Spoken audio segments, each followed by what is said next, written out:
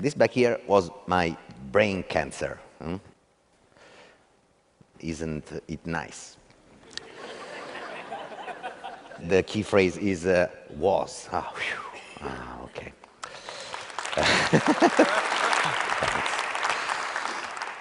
You know, having a brain cancer was really, as you can imagine, shocking news for me. I knew nothing about cancer. In Western cultures, when you have cancer, it's as if you disappear in a way. Your life as a complex human being is replaced by medical data. Your images, your exams, your lab values, a list of medicines. And everyone changes as well.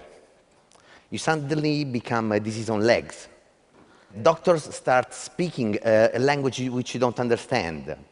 They start pointing at their fingers onto your body and onto your images. People start changing as well because they start dealing with the disease instead of with a human being. They say, what did this doctor say? Before even saying hello. And in the meanwhile, you're left with the questions to which nobody gives an answer for. These are the can I questions. Can I work while I have cancer? Can I study? Can I make love? Can I be creative? And you wonder, what have I done to deserve this? You wonder, can I change something in my lifestyle? You wonder, can I do something? Are there any other options? And obviously, doctors are the good guys in all this scenario because they are very professional and dedicated to curing you. But they also are very used to having to deal with patients. So I'd say that they sometimes lose the idea that this is a torture for you and that you are become literally a patient. A patient means the one who waits. Okay? They tend to, you know, things are changing, but classically they tend to not engage you in any way, to learning about your condition, to getting also your friends and family engaged, or showing you ways in which you can change your lifestyle to minimize the risks of what you're going through. But instead, you are forced there to wait in the hands of a series of very professional strangers. While I was in the hospital, I asked for a printed out picture of my cancer, and I spoke with it. I said, it was really hard to obtain because it's not common practice to ask for a picture of your own cancer.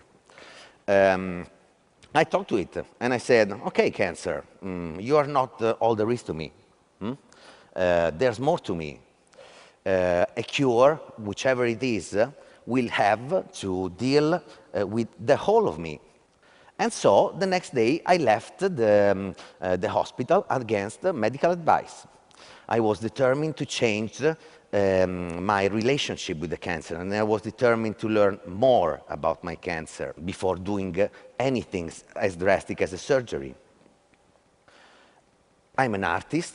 I use several forms of open source technologies and open information in my practice. So my best bet was to get it all out there, get the information out there, and use it so that it could be accessed from anyone. So I created a website, which is called La Cura, on which I put my medical data online. I actually had to hack it, and that's a thing which we can talk about in another speech. I chose this word, La Cura. La Cura in Italian means the cure. Because in many different cultures, the word cure can mean many different things. In our Western cultures, it means eradicating or reversing a disease.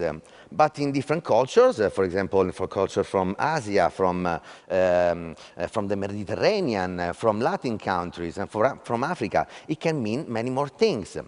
Of course, I was interested in the opinions of doctors and healthcare providers, but I was also interested in the cure of the artist, of the poet, of the designer, of the, well, who knows, of the musicians. I was interested in the social cure. I was interested in the psychological cure. I was interested in the spiritual cure. I was interested in the emotional cure. I was interested in any form of cure. And it worked. The La Cura website went viral. I received lots of media attention from Italy and from abroad, and I quickly received more than 500,000 contacts, emails, social networking. Most of them were suggestions on how to cure my cancer, but more of them were about how to cure myself as a full individual. For example, many thousands of videos, images, pictures, art performances were produced for La Cura. For example, here we see Francesca Fini in her art performance. Or as artist Patrick Lichty has done, he produced a 3D sculpture of my tumor and put it on sale on Thingiverse. Now you can have my cancer too. And which is a nice thing, if you think about it, okay? You can share our cancer. And this was going on. Scientists, traditional medicine experts, researchers, doctors, all connected with me to give advice. With all this information and support, I was able to form a team of several neurosurgeons, traditional doctors,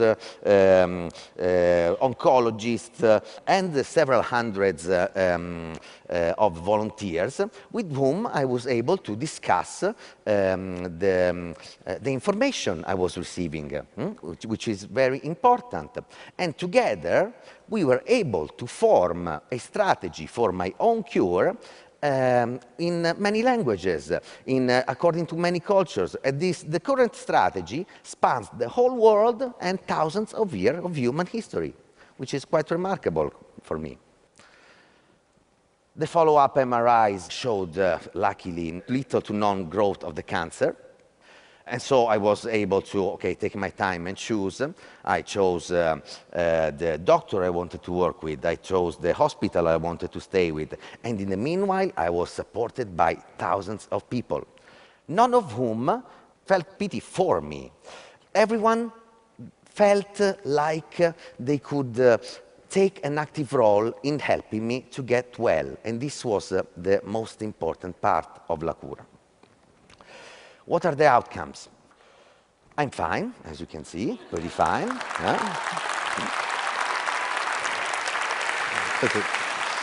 I have had excellent news after the surgery. I've had a very low-grade glioma, which is a good kind of cancer which doesn't grow a lot. I have completely changed my life and my lifestyle.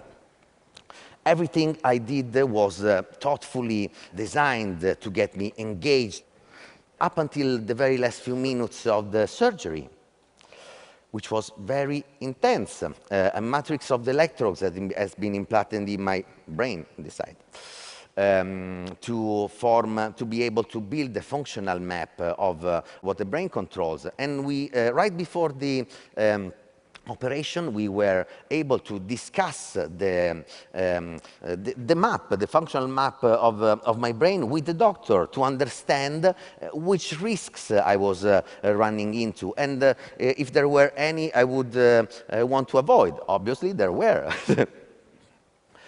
And this openness was really the fundamental part of La Cura. Thousands of people shared their stories, their experiences.